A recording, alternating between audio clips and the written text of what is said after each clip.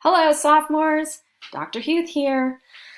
I'm here to share with you a presentation about the history of love, the first book that we're going to read this spring term. We've chosen to move it first because it's a beloved book. It's a book that many students have said is one of the favorite ones that they've read at St. Stephen's. I'm going to go ahead and hit present so that we can go through this slideshow together.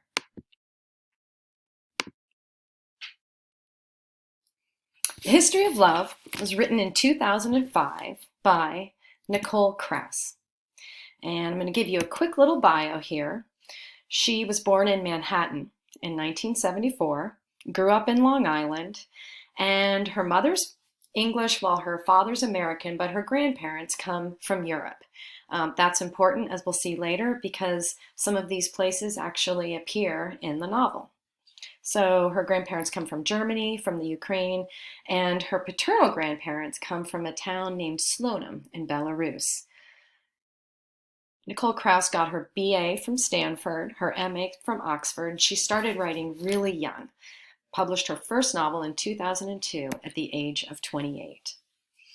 These are pictures of the covers of her 4 novels.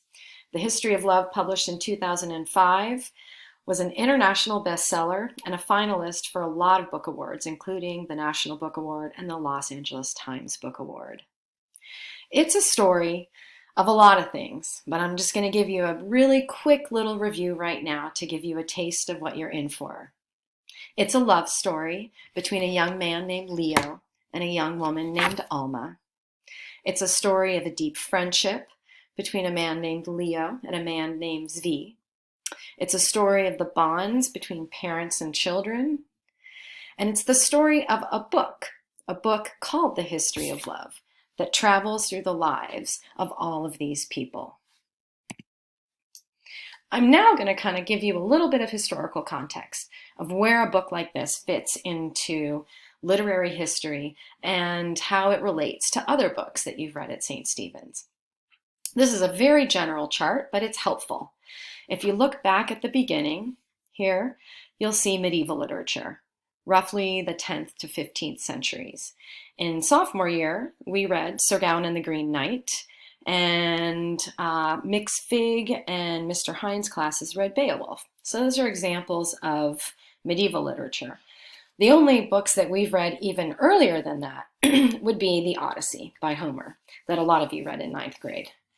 After the Middle Ages comes the Renaissance, and that's when Shakespeare was writing. So many of you have read Romeo and Juliet, Merchant of Venice, and we just finished reading Macbeth in 10th grade. We've got the Enlightenment period and the Romantic era in here. Some of you have read Frankenstein, and that's a book that kind of aligns between those two eras. That's followed by the Victorian period, which was the rise of the novel as we know it. And Wuthering Heights is a classic Victorian novel. Modernism follows the Victorian period, and we haven't read any classic modernist texts, but next year you will read The Great Gatsby in 11th grade, and that fits into that category. And then present day is a period that we could call the postmodern period, and we read The Things They Carried earlier this year. The History of Love is definitely a postmodern novel. The Refugees could be considered postmodern in some ways and not in others. The important thing to remember when you're talking about postmodernism and modernism is that these are styles and approaches to storytelling. Just because a book is written in 2010 does not mean it's a postmodern novel. The History of Love, though, is.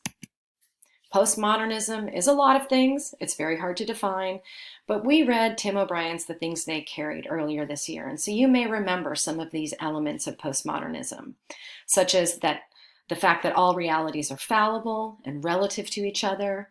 There's not even a personal truth. There are many different personal truths. Nothing can be truly original.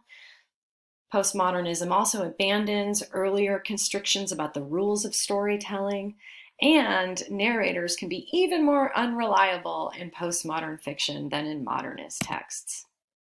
One of the things that a lot of postmodern stories do is disrupt traditional narrative structure. So on the left here, you can see a classic story arc. Lots of postmodern novels will abandon that and flip through time and go back and forth and kind of disrupt our expectation of a traditional beginning, middle, and end. There's also the idea of metafiction, and that applies very much to the history of love, because at its most basic level, metafiction refers to a piece of fiction about a piece of fiction. In other words, it's a book about a book, a story about a story. The History of Love is a book about a book called The History of Love, and how it travels through the hands of many different people and shapes their lives. Metafiction often places the focus on the slippery nature of storytelling, which you can remember when you read Tim O'Brien's The Things They Carried. And usually the reader's really aware that a narrative is being deliberately shaped and is not naturally unfolding, because the narrator may refer to themselves in the third person or may refer to the act of storytelling itself. Nevertheless, whether a story is postmodern, written in the Romantic era, or modern, a story is a story, and all stories are about the human experience, however they're told. Here's some common themes from Nicole Krauss's works. She really loves to explore the limited capacity of language to capture the complex nature of human experience, which is really ironic given that she is an author whose tool is language. So keep your eye on that as you read the book. The ways in which she explores how language can empower us, but how it also can limit us and how it can't really fully capture our own feelings and experiences. Nicole Krauss is also really interested in identity and how identity is shaped and formed and put together, and particularly connections between Jewish history and identity. She also likes to explore the power of memory, and I should say the infallible power of memory, because as we know, eyewitness accounts are not the most objective accounts, and that our memory is a growing thing. It is fluid and it is shaped every day by our own experiences. I'm going to give you a really quick little background context.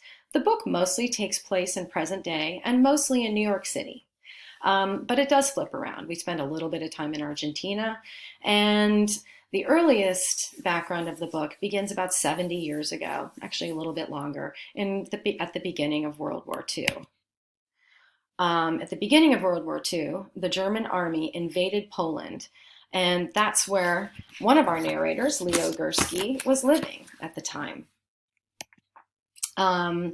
We see that Leo was living in a town called Slonim. Oops, there we go. There's Slonim. And it's in a country called Belarus. Belarus and Poland had a very fluid border and much conflict between them. But this is where the earlier action, the action that takes place in World War II in the book, takes place. It's between these two countries of Belarus and Poland. Now, interestingly, Slonim in Belarus is a city in the book, but it's also a real city, and it happens to be the city where two of her grandparents grew up. So Nicole Krauss, and this is the end of the slideshow, dedicates her book to her grandparents. And here are the 4 photos of them. And it's something really interesting to explore that she chooses to begin this book, which is a work of fiction, with real photos of her own grandparents who survived World War II, and 2 of which actually lived in Slonim, Belarus. As you read the book, think about her dedication: for my grandparents who taught me the opposite of disappearing. We hope that you're going to like The History of Love. Lots of kids love it. Either way, you're going to find it an adventure to read.